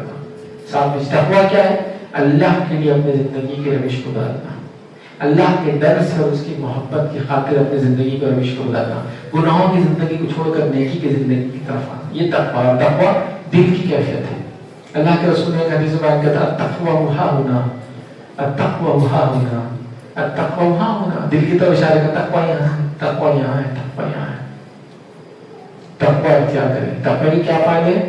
تقوی کے انگنت فائدے ہیں. لیکن ابھی ہم فتنوں میں دیکھ رہے ہیں نا، فتنوں سے ریلیٹڈ دیکھیں. تو آئیے تقوی کا فائدہ سن کے اللہ کیا فرماتا ہے. سورۃ طلاق سورہ نمبر 65 آیت نمبر 2 اور 3 اللہ فرماتا اور کہتا ہے، وَمَن يَتَّقِ اللَّهَ يَجْعَل لَّهُ مَخْرَجًا وَيَرْزُقْهُ مِنْ حَيْثُ لَا يَحْتَسِبُ. کیا فرما اللہ نے؟ وَمَن يَتَّقِ اللَّهَ يَجْعَل لَّهُ مَخْرَجًا. جو اللہ کا تقوی اختیار کرتا ہے اللہ اس کے لیے نکلنا آسان کر دیتا ہے. عبداللہ ابن عباس رضی اللہ عنہ فرماتے اور کہتے ہیں، نکلنا آسان کرنے کا معنی کیا ہے؟ اللہ اس کو دکھوں سے نکال دیتا ہے، اللہ اس کو مصیبتوں سے نکال دیتا ہے، اللہ اس کو بیماریوں سے نکال دیتا ہے، اللہ اس کو دنیاوی تکلیفوں سے نکالتا ہے. یجعل لہ مخرجا، نکال دیتا ہے، زندگی آسان کرتا ہے. اور ایسی جگہ سے روزی دیتا ہے جہاں سے سوچا بھی نہ ہوگا. وَيَرْزُقْهُ مِنْ حَيْثُ لَا يَحْتَسِبُ. اس کے حساب بھی نہیں ہو چیز، اس کے گمان میں نہیں ہو چیز، وہاں سے روزی دے گا اس کو. اس کے تعلق سے واقعہ آتا ہے نبی اکرم صلی اللہ علیہ وسلم کے پاس ایک صحابی اور ان کی بیوی ہے، ہسبینڈ اینڈ وائف، میاں بیوی ہے. کہنے لگے اللہ کے رسول، رومیوں نے ہمارے بچے کو گرفتار کر لیا، جنگ کے اندر پکڑے گئے تھے ان کے بیٹے، اور اس کو وہ جو زنجیروں میں ڈال دیا، مطلب پرزنر آف وار تھے. جنگ میں تھے تو جنگ میں جیل نہیں ہوتا، پیروں میں بیڑیاں ڈالتے، ہاتھوں میں ڈال کے سب کو پکڑ لیتے. کیا کریں؟ تو آپ نے کہا اللہ سے توبہ کرو اور استغفار کرو اور تقوی اختیار کرو. انہوں نے کثرت سے کیا، استغفار، توبہ کی اور تقوی اختیار کی. ایک دن تہجد کا وقت، سحر کا وقت، اور ان کی بیٹے کی آواز سنی انہوں نے باہر سے. بڑی تعجب میں آ گئے، بیٹے کی آواز کیسے آئی؟ گھر سے باہر نکلے تو بیٹا اونٹ پہ سوار آ گئے. خوش ہوئی دیکھ کے الحمدللہ کہ بیٹا آ گیا. کہا کیا ہوا؟ تو کہا میں بیڑیوں میں تھا، اچانک رات میں بیڑیاں توڑ دی، وہ لوہے کی سلاخیں توڑ دی. میں وہاں سے نکلا، اونٹ کے باڑے میں گیا، ایک اونٹ لیا. جب اونٹ پر بیٹھ کے بھاگا تو اس باڑے میں اور بکریاں اونٹ تھے، سب میرے پیچھے بھاگ کے آ گئے. اب میں یہاں آ گیا ہوں. جو اللہ کے رسول صلی اللہ علیہ وسلم جاتے ہیں، یہ خوشخبری سناتے ہیں. تو ان کے والدہ نے کہا چلو فجر میں، اور کہا ایک مسئلہ بھی پوچھنا ہے مجھے. کہا ٹھیک ہے. مسجد میں پہنچے, نماز پڑھی, کہا اللہ کے رسول صلی اللہ علیہ وسلم بچہ آزاد ہو گیا. کہا اللہ کے رسول ایک مسئلہ بھی پوچھنا ہے. کہا کیا؟ مطلب جو دوڑا نا جب, تو ایک اونٹ میں نے نکالا باڑے میں سے, تو میں اس کا کھوٹا لگانا بھول گیا, تو دوسرے اونٹ اور بکریاں سب بھاگ کے میرے پیچھے آ گئے دشمن کے, تو اب ان کا کیا؟ تو اللہ کے رسول نے فرمایا, کہا وَمَن يَتَّقِ اللَّهَ يَجْعَل لَّهُ مَخْرَجًا وَيَرْزُقْهُ مِنْ حَيْثُ لَا يَحْتَسِبُ, وہاں سے روزی دیتا ہے جہاں سے سوچا بھی نہ ہوگا. تیرے لیے جائز ہے اس کا استعمال کرنا. آزادی تو ملی, رزق ملا, اونٹ اور بکریاں, رزق وہاں سے لے گا جہاں سے سوچا نہیں ہوگا. تقوی اختیار کرو, رزق ملے گا. تقوی اختیار کرو, دکھ تکلیف مصیبتیں فتنے فساد بیماریاں جو کچھ سب سے نکل سکتے ہیں. لیکن تقوی بڑی اہم چیز ہے. یہ وقتی طور والی چیز نہیں کہ ارے مصیبت آ گئی تقوی اختیار کر لو, چہرہ بدل دو, کپڑے بدل دو, معاملات بدل دو, اچھے انسان بن جاؤ. اچھا بیماری چلے گئی نا, آپ پر بیماری چلے گئی, پھر پرانی طریقے پہ آ جاؤ, وہی لوٹ مار, وہی تکلیف دینا, وہی پرانا چہرہ, سب وہی. کیوں؟ اللہ نے ہٹا دیا. اب بھی بیماری آ گئی, چلو پھر سے لگ جاؤ, نماز روزہ اپنا ہے. یہ تھوڑی تقوی ہے, یہ تھوڑی تقوی ہے کہ ہم اللہ کی عبادت حرف پر کریں, ایسے کریں کہ ہم کنارے کھڑے ہو پہاڑ کے, کہ اگر ہوا تو ٹھیک, نہیں تو میں گروں گا. ایسا نہیں, ڈٹ کر عبادت کرنا ہے, مضبوطی کے ساتھ عبادت کرنا ہے. یہ نہیں کہ کبھی کری کبھی نہیں کری, دل چاہ تو کر, ہمیشہ ہر حال میں کرتے رہنا ہے. تو تقوی اختیار کرنا بہت بہت اہم عمل ہے. اس کے لیے کوشش کریں, تقوی کیا ہوتا جانیں, کتابیں پڑھیں, علماء کی تقریریں سنیں, سمجھیں اور اپنے زندگی میں تقوی لانے کی کوشش کریں. ٹھیک ہے. معاف کرنا, 8واں پوائنٹ یاد رکھیں جو ہم کو کرنا ہے فتنوں کے دور میں, کثرت سے توبہ اور استغفار. کثرت سے توبہ اور استغفار. توبہ کا کیا معنی ہے؟ توبہ اور استغفار ایکچولی ایک ساتھ استعمال ہوتے ہیں لیکن دونوں میں تھوڑا سا فرق ہے. توبہ کا معنی ہے رجوع کرنا, پلٹ جانا, مطلب میری زندگی گناہوں پہ تھی, میں پلٹ گیا, نیکی کی طرف آ گیا. توبہ کرنا, رجوع کرنا مطلب اصل کی طرف آ جانا, پلٹ جانا, مطلب گناہ کی زندگی چھوڑ کے یو ٹرن لے لینا اور نیکی کی طرف آ جانا. یہ ہے توبہ. استغفار کیا ہے؟ جو گناہ کیے تھے ان کی معافی مانگنا پھر کہ اللہ تعالیٰ توبہ کی وجہ زندگی کو بدلا, اب جو گناہ ہو چکے اس کی معافی مانگتا ہوں. اس لیے دونوں لفظ ایک ساتھ بولتے ہیں, توبہ اور استغفار, لیکن دونوں میں تھوڑا تھوڑا فرق ہوتا ہے. تو اگر گناہ کر رہے ہیں تو توبہ کیجیے سب سے پہلے, پھر گناہ مٹانا ہے جو کر چکے استغفار کیجیے, پھر اس کے بعد توبہ اور استغفار کرنا ہے. یہ بڑی اہم چیز یاد رکھیے. کیوں توبہ استغفار ضروری ہے؟ اللہ رب العزت قرآن میں کیا فرماتا ہے, سورہ جو ہے انفال سورہ نمبر 8 آیت نمبر 33 میں اللہ فرماتا ہے, کہتا ہے وَمَا كَانَ اللَّهُ مُعَذِّبَهُمْ وَهُمْ يَسْتَغْفِرُونَ. اللہ فرماتا ہے اللہ ایسے لوگوں کو عذاب دینے والا نہیں جو استغفار کرتے ہیں. جو استغفار کرتے ہیں اللہ ان کو عذاب نہیں دیتا ہے. ایک دوسری آیت میں فرمایا اللہ تعالیٰ کو کیا پڑی تم کو عذاب دینے کی اگر تم استغفار کرتے ہو. استغفار گناہ سب سے ہوتے ہیں, میرے سے, آپ سے, ہر کسی سے. استغفار کرنا ہے, استغفار کرنا ہے, معافی مانگنا ہے. نبی اکرم صلی اللہ علیہ وسلم کو دیکھا گیا ایک مجلس سیٹنگ بیٹھک میں اللہ کے رسول کو صحابہ نے کاؤنٹ گنا تو 70 یا 100 مرتبہ توبہ اور استغفار کے جملے ادا کیا کرتے تھے. ایک مجلس میں صحابہ نے کاؤنٹ کیا آپ نے کتنے بار استغفار کیا, 70, اس میں 100 کے الفاظ آتے ہیں. اور ہمارا حال یہ کہ ایک بار بھی توبہ نہیں کر, استغفار نہیں کر, بلکہ الٹا ہو گیا نوجوان ہوتا ہے. اگر کسی نے استغفر اللہ دوسرا ہوتا کہاں ہے, تو کیا چیز تو بولا ہم کو بھی تو دیکھنے دے. وہ ہوتا ہے نا کبھی کچھ چیز دیکھ کے استغفر اللہ تو جلدی سے ہم لوگ ادھر دیکھ رہے کیا ہے, مذاق بنا دیا استغفار, مذاق بنا دیا. تو توبہ اور استغفار کی کثرت کرتے رہنا. استغفار کے بڑے فائدے ہیں, بہت زیادہ, بہت زیادہ. اتنے فائدے ہیں کہ جس کو اولاد نہیں ہے استغفار کرے, بارش نہیں ہو رہی استغفار کرے. کیوں؟ اللہ نے اپنی کتاب میں نوح علیہ السلام کا واقعہ بیان کیا. نوح نے اپنی قوم سے کہا اے میرے لوگ استغفار کرو, تم اپنے رب کو معاف کرنے والا پاؤ گے. آسمان سے یرسل السماء علیکم مدرارا, آسمان سے تمہارے لیے بارش برسائیں گے. یمددکم باموال وبنین, تم کو مال و اولاد دے گا. ویجعل لکم جنات ویجعل لکم انہارا, اور جنتیں جاری کر دے گا, نہر بہا دے گا تمہارے لیے.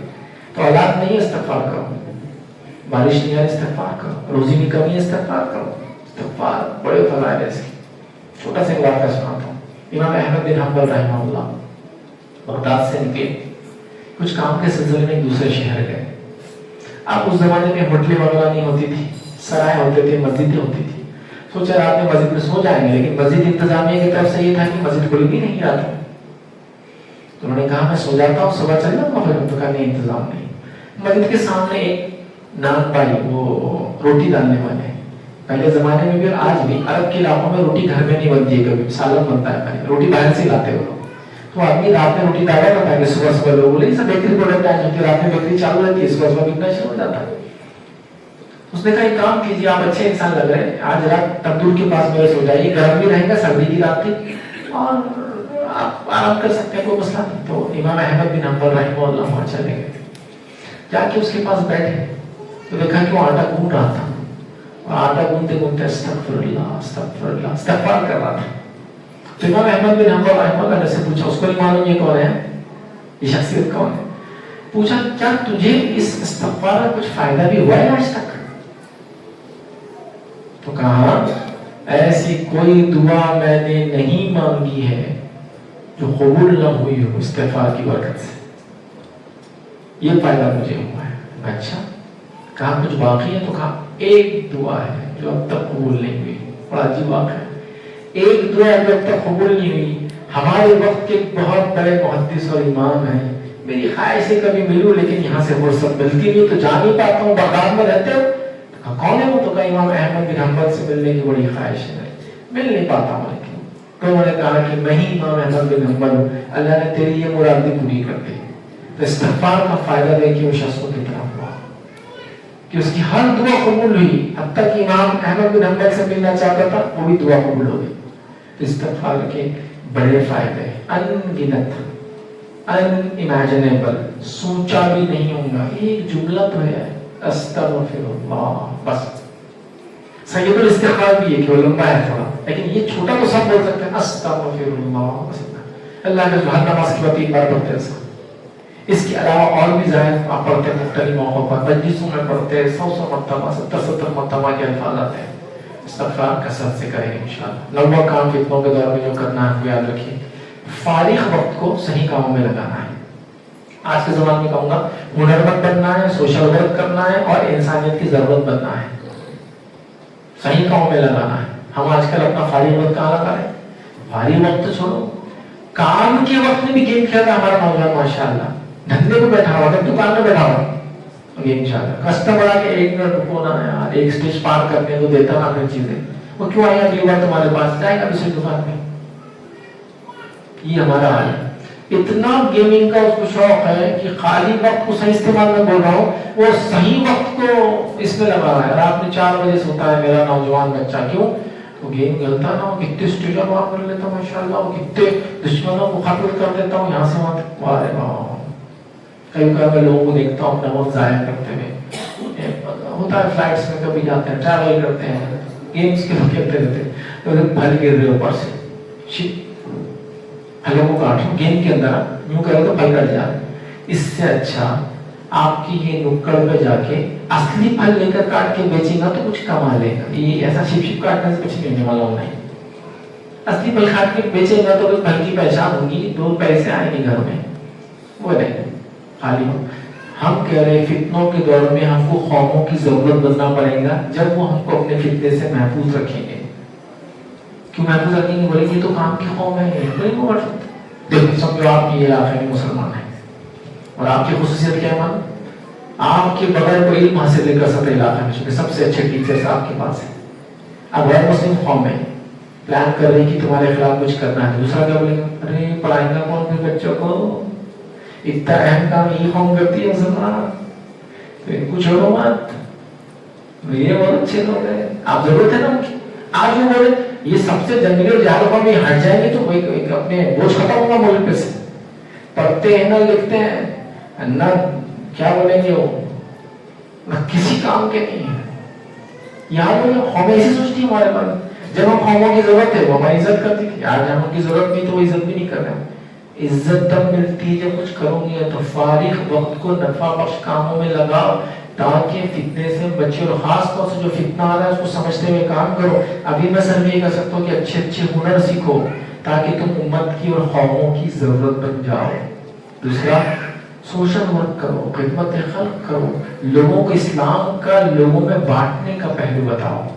आपकी मुसीबतें हम खड़े होंगे आके, आपकी तंगस्ती हम आपकी मदद करेंगे, आप सैलाब से मुतासिर हम आपकी बसाएंगे, आपके बच्चे पढ़ना चाहते हैं हम उनको पढ़ाएंगे, आपकी औरतों को जो है हुनर फन देना है हम सिखाएंगे, चूंकि हम मुसलमान हैं, हमारा काम है इंसानियत को फायदा देना।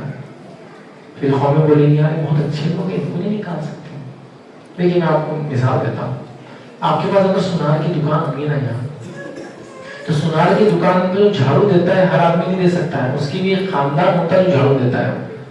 उससे सुनार की दुकान पे झाड़ू देते हैं, पूरा वो कास्ट है कोई, हर किसी को नहीं सुनार दुकान पे झाड़ू देने बुलाता है। तो दूसरी मिसाल देता हूँ समझने की, अगर मैं आप सबको आपकी घर की रात में हिफाजत करना है तो कौन सा लफ्ज आपके जहन में आ सबसे पहला? घर की हिफाजत करना है रात में, प्राइवेट गोरखा बोलते हैं, आप लोग गोरखा है जो रात में आते घूमते हैं। कभी बार तो गोरखा नहीं हुआ तो गोरखा होते। गोरखा एक कास्ट है जो नेपाल में रहते हैं, वो इन्होंने इतने लोगों की हिफाजत की, इतनी खिदमत की कि वो मशहूर हो गए। हमारे पास तो रात में कोई भी आदमी चौकीदारी करे तो बोलते गोरखा है क्या तू? गोरखा एक कास्ट है, लेकिन वो कोई पोजीशन और पोस्ट नहीं। लेकिन उसने इतना किया, जैसा कि सबसे पहले जो वाटर बॉटल आती थी पीने के लिए, जो फिल्टर वाटर आता था, कौन सा आता था? बिस्लेरी। अभी कोई भी फिल्टर वाटर कहाँ गए होते? अरे बिस्लेरी लाए क्या? बोलते नहीं बिस्लेरी तो नहीं, कुछ तो दूसरे लिखा। अरे वही ना फिल्टर वाटर बिस्लेरी बोलते। टूथपेस्ट किया कोई नहीं पूछते, क्या बोलते? कोलगेट किया गया। ये तो कोलगेट ही पहले टूथपेस्ट था जो हमारे पास आया, तो वो हर टूथपेस्ट को कोलगेट बोल देते हैं, है ना? तो इतना मेहनत की उन्होंने कि मशहूर हो गए कि ये हिफाजत करते हैं हमारी रातों में। तो अब ये है उनके जहन में कुछ चीजें ऐसा हम याद आए कभी कभी, अब्दुल कभी याद आए, पंक्चर बनाने के अलावा पढ़ाई अब्दुल के पास जाना पड़ेगा। डॉक्टर सबसे अच्छा अब्दुल डॉक्टर रहता, इंजीनियर सबसे अच्छा इंजीनियर अब्दुल रहता। आता है तो उनके जहन में नहीं, अब्दुल तो इतना खूंखार आदमी है कि जिसकी कोई इम्तिहान बीवी भी जरूर करता, इसके बच्चे पढ़ते लिखते नहीं, इनके महल्ले सबसे गंदे महल्ले पूरे शहर के, जुम्मा को नहाते हो तो पानी रास्ते पे डालते ही माशाल्लाह, सफाई देखो इनकी। ये तो तहारत उसने ले रहा और वो दलित फुटावा उसका पब्लिक में जा रहा। ये कौन सी तहारत है कि दूसरों को पेशाब करने में हिला दो अपने और तहारत लेके निकलो? ये हाल है अब्दुल का। गंदे लोग, गोश्त खाने वाले लोग, औरतों पे जुल्म करने वाले लोग, ज्यादा बच्चे पैदा करने वाले लोग, सबसे जंगली और जाहिल लोग, सबसे एग्रेसिव फॉर्म, ये हमारी पहचान कर गई। ये भी उनका अब्दुल बोले तो टीचर, मुसलमान बोले तो डॉक्टर, मुसलमान बोले तो साइंसदान, मुसलमान बोले तो बड़ा बिजनेसमैन, नहीं आ मुसलमान बोले तो जंगली कौम, जाहिल लोग, बर्बरियत करने वाले लोग, हमारी बच्चियों पे नजर डालने वाले लोग, गाली देने वाले लोग, सबसे गंदे लोग, ये उनका तस्वीर हो गया। मेहनत करना पड़ेगी तस्वीर चेंज करने के लिए, कौमों की जरूरत बनना पड़ेगा, तो फितने से बचने के लिए कौमों की जरूरत बनिए। हुनर, फन, इल्म, सोशल वर्क, कई काम है, खिदमत खल्क, उसमें आगे जाना पड़ेगा। आखिरी चीज याद रखिए। अच्छा, सोशल वर्क की वजह से मैं बात कर रहा हूँ तो लोग एक मखसूस जमात का तस्वीर जहन में लाते हैं, तो आप वो जमात से तो नहीं ना। सोशल वर्क किसी जमात का काम नहीं है। सोशल वर्क अल्लाह और उसके रसूल की तालीमात का अटूट हिस्सा है। खिदमत खल्क। एक आदमी ने प्यासे कुत्ते को पानी पिलाया, क्या होगी उसकी? मगफिरत, है ना। एक औरत ने बिल्ली को घर में बांधा, मर गई, बिल्ली खाने को नहीं दिया, क्या मिला उसको? जहन्नम। खिदमत खल्क थी ना, अल्लाह की मखलूक की खिदमत, कुत्ते की खिदमत तो इंसान की है नहीं अहम चीज। उमर इब्न खत्ताब रज़ी अल्लाह की सीरत पढ़ी कभी? रात में कहते थे, लोगों की हालत मालूम करते थे। एक मर्तबा गए तो एक खेमे में एक बच्चे रोने की आवाज आई, जाके कहा क्या बात है? तो कहा हम सफर पे आए थे, मदीना बंद हो गया, दारुल हुकूमत चुके, हर सी बात है, दुश्मन का डर था, रात में आ जाएगा, अब हम क्या करेंगे, खाने को नहीं है। एक औरत थी अंदर, वो आदमी के साथ कहा अल्लाह उमर को पूछेगा। उमर का काम कहते थे, हम तुम्हारे खुद वहां थे, बोले नहीं कौन है, भागे बैतुल माल, एक अनाज का थैला लिया, पीठ पे डाला, उनका गुलाम असलम के गुलाम, मैं उठाता हूँ आगे, तो कहा क़यामत मेरा गोश्त उठाएगा? तो कहा मैं, तो कहा हट जा पीछे। थैला उठाए, वहां गए, अपने हाथों से चूल्हा जलाया, पतीला रखा, अनाज उसमें उबलने डाला और बैठे रहे। खाना बना, बच्चों ने खाया। असलम ने पूछा खाना हमने दे दिया था ना, फिर इतनी देर क्यों रुकी?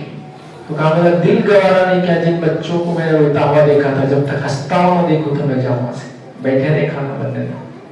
یہ ہے ہمارے اسلاف کی خدمت خلق۔ ایک دن بعد آپ نے گھوم رہے ایک خیمے سے چلانے کی آواز آئی عورت کی، جا کے پوچھا کیا ہے، پتا لگا کہ یہودی ہے، اس کی بیوی ساتھ ہے، بیوی حاملہ ہے اور لیبر پین ہے، بچہ ولادت ہونے والا ہے۔ فوراً گھر گئے، اپنے بیوی سے کہا چلو۔ بیوی گئی اندر خیمے میں اور ڈلیوری میں مدد کرنے لگی۔ یہ یہودی باہر بیٹھا ہے اور کہہ رہا ہے اللہ عمر کو دیکھیں گا، بہت ظالم انسان ہے، بہت خطرناک آدمی ہے، یہ کر کے رکھا، میرے حالات ایسے ہو گئے، میری بیوی کو یہ ہو رہا ہے۔ آپ سن رہے ہیں اور برداشت کر رہے ہیں۔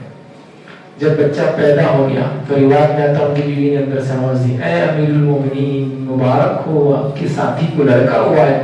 یہ سنتے یہودی کی پیر کے نیچے زمین نکل گئی، اے امیر المومنین۔ وہ عمر کو غلط بول رہا ہے اور عمر ہی اس کے سامنے بیٹھے ہیں۔ عمر کی بیوی اس عورت کی ولادت میں مدد کر رہی ہے۔ آپ سوچو آپ کے علاقے کا کونسلر اپنی بیوی کو لا کے آپ کے گھر کا کام کرنے دیں گا؟ عمر اپنے زمانے کے 32 ملکوں کا اکیلا حاکم ہے، 32 کنٹریز تھے آپ کی حکومت میں، 32 ملکوں کا ایک پریزیڈنٹ عمر بن خطاب۔ ان کی بیوی ہے کہ وہ کام کر رہے جو زمانے میں غلام کرتے تھے۔ یہ ہمارے اسلاف ہے۔ تو خدمت خلق میں اپنے دل سے نہیں بول رہا ہوں، یہ اللہ کے رسول کے بعد سب سے افضل انسان ابوبکر کا بھی شیوا طریقہ تھا اور عمر رضی اللہ کا بھی تھا۔ ایک بات ابوبکر کا بھی سنا دیتا ہوں، سب سے افضل بشر انسانیت میں انبیاء اور رسولوں کی بات۔ ابوبکر صدیق رضی اللہ عنہ اٹھتے ہیں، گھر سے نکلتے ہیں، مدینے کے باہر جاتے ہیں، ایک گھر میں داخل ہوتے ہیں۔ ابوبکر صدیق رضی اللہ عنہ خلیفہ ابی بکر اور ان کا کمپیٹیٹر، ان کے نقش قدم پہ ان کے مقابلے میں عمل کرنے والی دوسری شخصیت کون تھی؟ جو نبی اکرم صلی اللہ علیہ وسلم کے زمانے میں بھی ان سے کمپیٹ کر رہے تھے کہ مجھے ابوبکر سے آگے بڑھنا ہے اور ان کی زندگی ہے۔ کون ہے وہ؟ عمر بن خطاب۔ تو انہوں نے دیکھا کہ ابوبکر رات میں کہیں جاتے ہیں تو میں تو پیچھے نہیں رہ سکتا ہوں، چلے روز ابوبکر رات میں گھر میں جا رہے ہیں، کچھ تو بھی بڑا کام کر رہے نیکی کا، میں تو چھوڑوں گا نہیں اس کام کو۔ پھر کیا ہوا؟ ایک دن ابوبکر صدیق اندر گئے، نکلے اور چلے گئے۔ ان کے جانے کے بعد یہ داخل ہوئے۔ جب اندر گئے تو دیکھا ایک بوڑھی عورت ہے اور اندھی ہے، نابینا ہے۔ تو جا کر پوچھا ہے مائی کون تھا یہ آدمی جو آتا ہے؟ تو بڑا اچھا لڑکا ہے، کیونکہ اندھی تھی نا، اس کو معلوم نہیں ہے کون ہے، اور یہ بھی نہیں معلوم کہ امیر المومنین ہے۔ اور ابوبکر صدیق کی ہی یہ خصوصیت ہے، ان کو یہ ٹائٹل ملا ہے، یاد رکھیں، خلیفۃ الرسول، رسول کے بعد آنے والا۔ اس کے بعد سب کو ملا امیر المومنین، حضرت عمر کو امیر المومنین کہتے تھے، ان کو خلیفۃ الرسول، رسول کے بعد آنے والا کہتے تھے۔ نہیں معلوم، کوئی نوجوان ہے بیچارہ، آتا ہے کھانا بنا دیتا ہے، کبھی مجھے کھلا دیتا ہے اور میرا پیشاب پیخانہ بھی صاف کر دیتا ہے، تو دکھتا نہیں ہے نا، میں چل بھی نہیں سکتی ہوں، اور میرے شوہر اور بچے جنگ میں شہید ہو گئے، سب کوئی بھی نہیں کرا۔ دیکھیے ابوبکر صدیق، عورت کی خدمت، پیشاب پیخانہ صاف کرنا، کھانا کھلانا۔ ابوبکر صدیق پوری زندگی کرتے رہے، 2 سال کی ان کی حکومت رہی، مطلب خلیفہ انتقال ہوا، ان کے انتقال کے بعد حضرت عمر جو خلیفہ بنے، یہ کام کرنے لگے اس عورت کے مرنے تک۔ اس کو انہوں نے بھی نہیں بولا کہ میں خلیفہ ہوں، وہ خلیفہ چلے گئے، خدمت کر دی کرے۔ تو یہ ہمارے اسلاف کا طریقہ ہے، یہ کسی جماعت کا طریقہ نہیں ہے، یہ ہم سب مسلمانوں کا طریقہ ہونا چاہیے، تبھی تو قومیں محبت کریں گے۔ آخری پوائنٹ یاد رکھیں جو ہم کو کرنا ہے، 10واں، صبر سے کام لینا ہے۔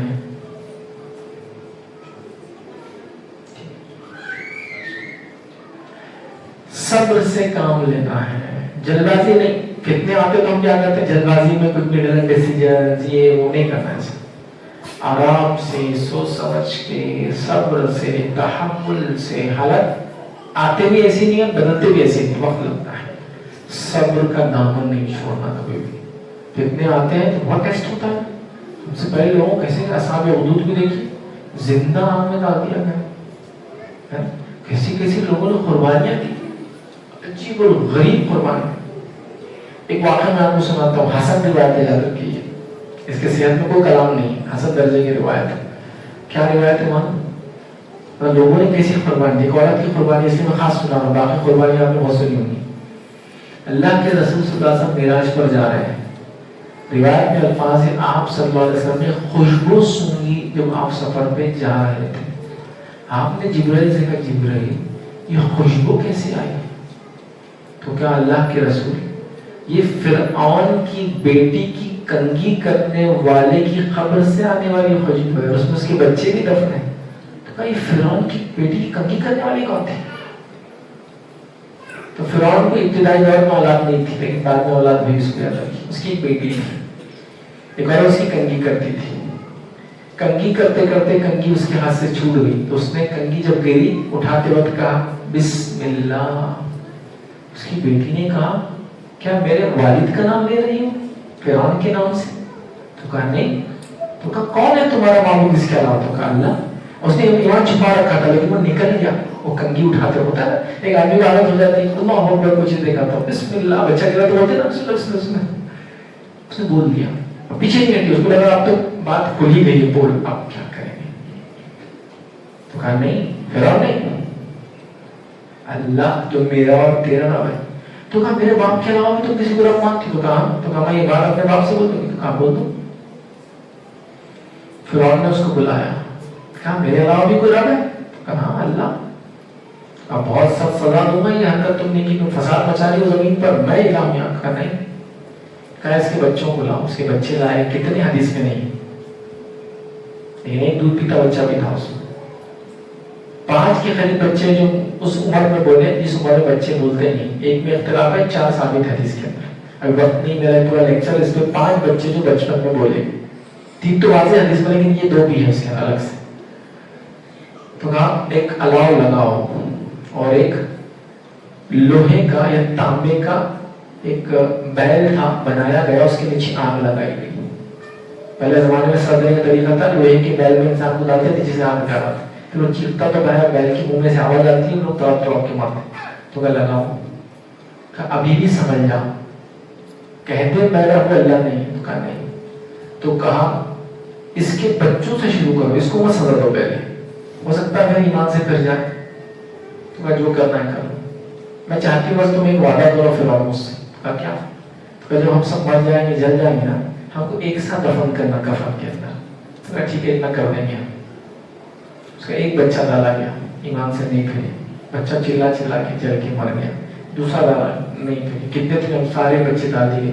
آخری بچہ جو اس کے سینے سے لگا تھا، جب اس کی باری آئی تو اس نے دل میں سوچا بچے کو بچانے کے لیے کچھ بول دوں کیا جھوٹ. بچے نے کہا ماں تو حق پر ہے. اس کے بچے کے ساتھ جلا دیا. ان سب کو فرعون نے ایک کفن میں ڈال کے دفنا دیا، جس کی خوشبو اللہ کے رسول نے معراج کے سفر میں سنی. کیا قربانی ہے، کیا صبر ہے ایمان کے خاطر. تو بہرحال صبر کریں، تحمل رکھیں، جلد بازی تو بالکل نہیں کرنا. ہوتا ہے نا مثال کو فتنہ آ گیا، میں ڈاکیومنٹ لا کے دوں، جلد بازی میں بولے اس میں نام بدل دیں گے تو سب ایک جیسے لیں گے، پتہ چلا اس میں نام بدل دوسروں ویسا نہیں تھا، نیا تماشا. صبر، تحمل، مشورہ، فیلڈ کے ماہر لوگوں کے پاس جانا، پوچھنا ان سے، گائیڈنس دینا، ایسا کرنا ڈیسیژن لے لیا. صبر صبر صبر کے ساتھ، صبر اور تحمل کے ساتھ، جلد بازی نہ کرتے ہوئے، نا امید نہ ہوتے ہوئے، منصوبہ بناتے ہوئے فتنے کے خلاف پلاننگ کرنا چاہیے. صبر کے ساتھ، چونکہ صبر کے ساتھ بہت ساری چیزیں تھے. اللہ رب العزت نے قرآن میں فرمایا کہ اللہ سے مدد طلب کرو، کس کے ذریعے؟ صبر و صلاۃ، صبر اور نماز کے ذریعے. صبر بڑی اہم چیز ہے. صبر کے تعلق سے علماء لکھتے ہیں 2 عظیم نعمت اللہ نے جس کو دے دی، بڑی نعمت دے دی، الصبر والشکر. 2 عظیم نعمت، ایک صبر اور دوسرا شکر. اور دونوں کی خاصیت یہ ایک رہا تو دوسرا رہتا، دوسرا رہا تو پہلا رہتا ہے، تو دونوں ایک ساتھ چلے جاتے تھے. اور دونوں 2 رہے تو وہ ساتھ رہتے. ایک نکلا سب نکلا تو شکر چلا جاتا، پھر شکر چھوڑ دیا تو صبر پیچھے چلا جاتا. پھر بڑی عظیم نعمت ہے. ٹھیک ہے، صبر کے ساتھ ہم کام کریں. تو یہی چند اہم باتیں تھیں، 10 نکات تھے. فتنوں کے دور میں ہمیں کیا کرنا چاہیے، کیسا رویہ ہمارا ہونا چاہیے، میں نے رکھنے کی کوشش کی. امید کرتا ہوں کہ کچھ نہ کچھ باتیں آئی ہوں گی جس سے کچھ نہ کچھ سیکھنے کو ہمیں ملا ہوگا. ہمیں چاہیے ہم جو ہے ایسے حالات جن حالات ہم جو پہ آ رہے ہیں آتے رہیں گے، ان حالات کے لیے، فتنوں کے لیے ہم ان اعمال کے ذریعے اس کا دفاع کریں، تاکہ انشاءاللہ جیسے بہترین دنیا کی زندگی ہم تاکہ ہماری آنے والی نسلیں بہترین دنیا کی زندگی دے اور آخرت میں تو کامیابی انہی لوگوں کے لیے جو ایمان کے ساتھ دنیا کے اندر اپنی زندگی گزار کے آئے ہوں گے. اسی کو اپنی بات میں ختم کروں گا. اللہ رب العزت سے دعا ہے کہ اللہ سبحانہ وتعالیٰ ہم تمام کو ہر فتنے سے محفوظ رکھے. اللہ سبحانہ وتعالیٰ ہر فتنے سے نکلنے کا ذریعہ عطا فرمائے. اللہ رب العزت ہمیں قوموں کے لیے پھر سے اہم مقام یہ مرتبے والا بنا دے. اللہ رب العزت ہم کو انسانیت کے نفع بخش بنا دے. اللہ سبحانہ تعالیٰ جو مقصد کے لیے ہمیں دنیا میں بھیجا ہے اس مقصد کو پورا کرنے کی توفیق عطا فرمائے اور جب تک زندہ رکھے اسلام و ایمان پر زندہ رکھے. خاتمہ ایمان پر ہو. آخر دعوانا الحمدللہ رب العالمین. سبحان ربک رب العزت عما یصفون والسلام علی المرسلین والحمدللہ رب العالمین.